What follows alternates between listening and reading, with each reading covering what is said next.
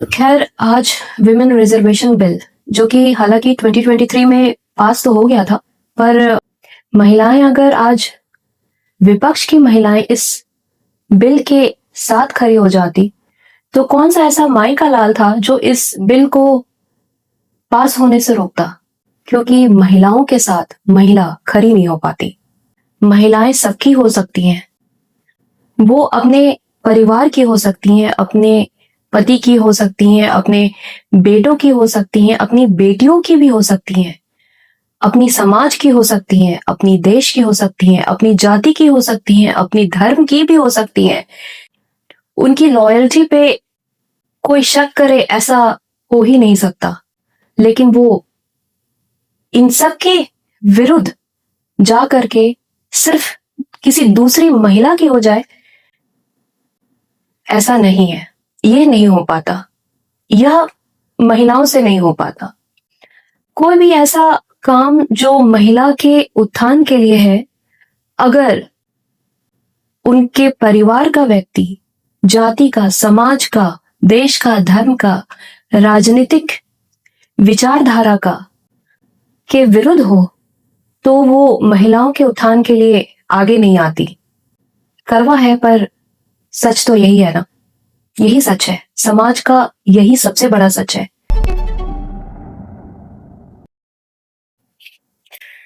तो चलिए आज फिर से विमेन रिजर्वेशन बिल संसद में पास नहीं हुआ, पर कारण क्या सिर्फ राजनीतिक है? आप में से कितने लोगों को लगता है कि इसका कारण सिर्फ राजनीतिक है, सामाजिक नहीं? समाज का कौन सा ऐसा वर्ग है, कौन सा ऐसा तबका है जो सबसे ज्यादा महिलाओं के विरुद्ध है? ये सवाल आपके लिए। महिलाएं संसद में 33% सीट महिलाओं को मिल जाता, इसका विरोध सिर्फ राजनीतिक है?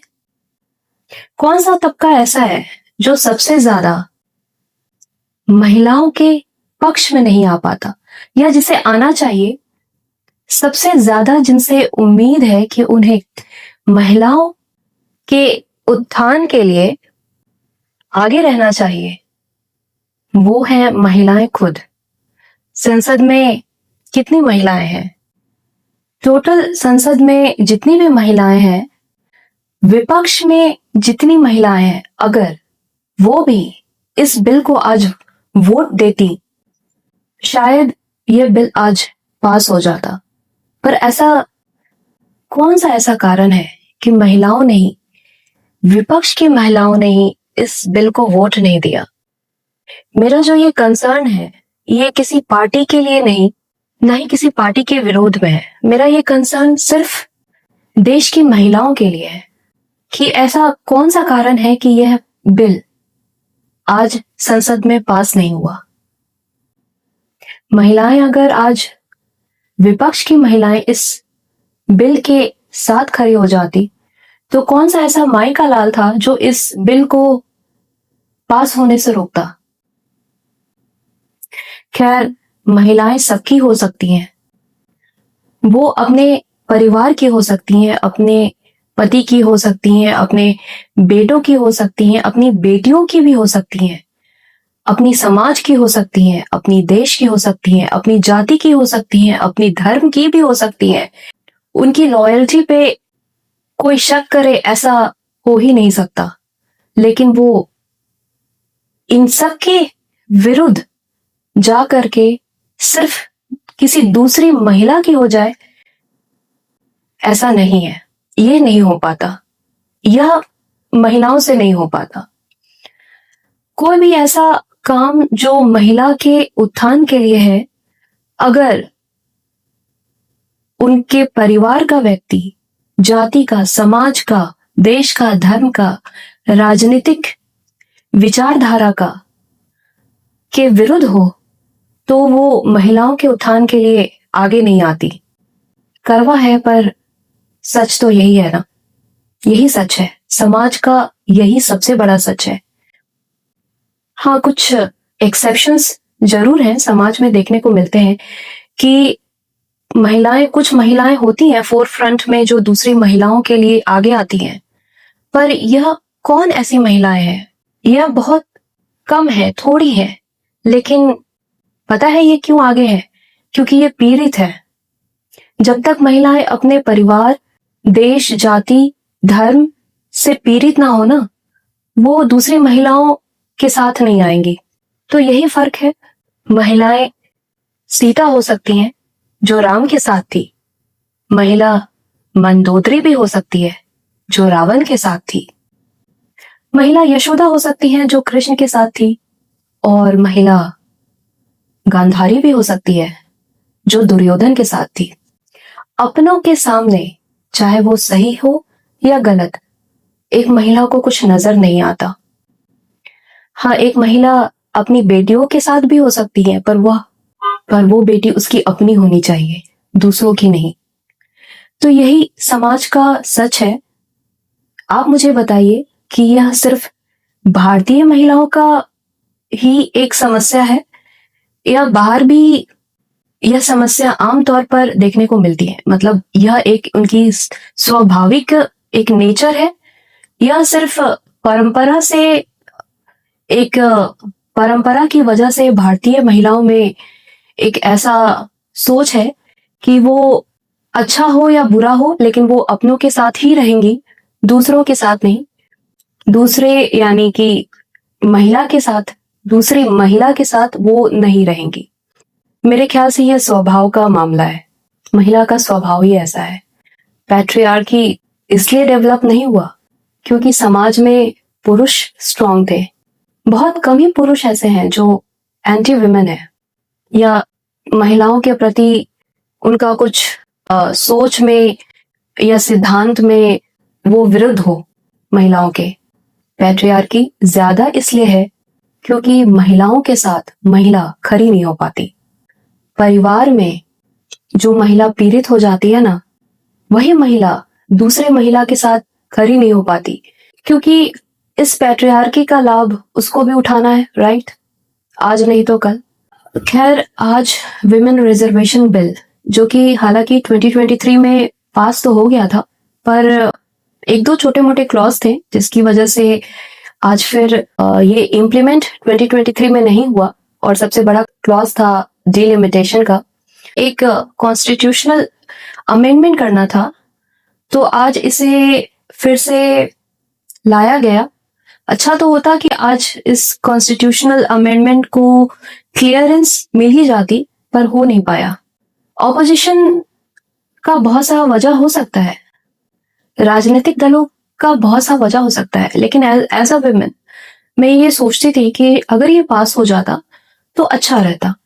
खैर, एक जो इम्पोर्टेंट जो रीजन है कि 33% ऑफ पार्लियामेंट महिलाओं को मिल जाए तो महिला के लिए अच्छा है। अभी तो चलिए सामाजिक एक पहलू को हमने छुआ, एक और पहलू सामाजिक ही है, उसे भी छू लिया जाए कि 33% जो वोट, जो रिजर्वेशन महिला को मिल रहा है, तो एक सोच है जो दूसरे साइड की है, दूसरे तबके की है, ऑपोजिशन की है, कि इसमें इस 33% में एक क्लॉज ST/SC महिलाओं का भी अगर रिजर्व कर दिया जाता तो बेहतर होता, अच्छा होता। क्योंकि उन्हें डाउट है कि हमारे तबके की महिलाएं आ नहीं पाए और जनरल कैटेगरी की महिलाएं ही संसद में ज्यादा दिखे, तो जो OBC का उनका जो रिप्रेजेंटेशन है वो काफी हद तक इस पे इम्पैक्ट आएगा। ये एक रीजन है कि ऑपोजिशन इस बिल को सपोर्ट नहीं करते। मेरा क्वेश्चन फिर से यही है कि अगर विमेन रिजर्वेशन बिल को सिर्फ विमेन रिजर्वेशन बिल रहने दिया जाए, उसमें भी एक OBC कैटेगरी का एक क्लॉज नहीं भी लाया जाए, यानी कि अगर संसद का 33% सीट महिलाओं को दिया जाए और उसमें से भी कुछ सीट जो कि ऑपोजिशन चाहते हैं कि रिजर्व किया जाए OBC के लिए, अगर OBC महिलाएं नहीं है तो इन्हें आम महिलाओं के लिए उपलब्ध ना कराया जाए, भले ही ये सीट खाली रहे।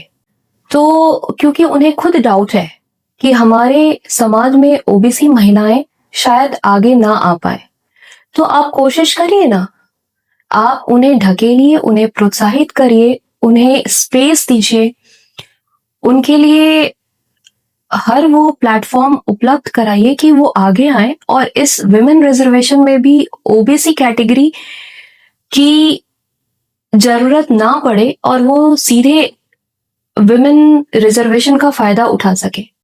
उन्हें पढ़ाइए लिखाइए, और सिर्फ पढ़ाना लिखाना ही काफी नहीं है, उनके लिए एक सहज माहौल भी देना समाज का ही एक दायित्व होना चाहिए कि उनके लिए सहज हो आगे आकर के उस समाज का एक रिप्रेजेंटेशन वो कर सके। तो वो उन्हें डाउट है कि हमारे ओबीसी में ऐसी महिलाएं नहीं है और सारे के सारे जनरल कैटेगरी की महिलाएं जो कि ज्यादा पढ़ी लिखी ऐसी मानी समझी जाती हैं, तो वो जनरल कैटेगरी के हाथों में आ जाएगा और ओबीसी के हाथों से कुछ सीटें निकल जाएंगी। तो यहाँ पर ये तो मेरा कंसर्न है ही नहीं, जनरल ओबीसी मेरा कंसर्न है ही नहीं। मैं यह जानना चाहती हूँ कि समाज को भी डाउट है और मुझे भी कि अगर जनरल कैटेगरी की महिलाएं आ भी जाएं संसद में, तो वो खुद एक महिला होने के नाते ओबीसी कैटेगरी की महिलाओं को आगे बढ़ाने का काम, उनके उत्थान का काम, जो SC ST है, जो सबसे नीचे तबके की महिलाएं हैं, जिन्हें रिसोर्सेज नहीं मिल पाते, जिन्हें प्लेटफॉर्म्स नहीं मिल पाते, जिन्हें संयोग नहीं मिल पाता और सहयोग नहीं मिल पाता, उन्हें आगे बढ़ाने का काम करेंगी? क्या वो कर सकती हैं? यह एक सवाल आपके लिए, एक महिला होने के नाते आप सभी महिलाओं से और पुरुषों से भी।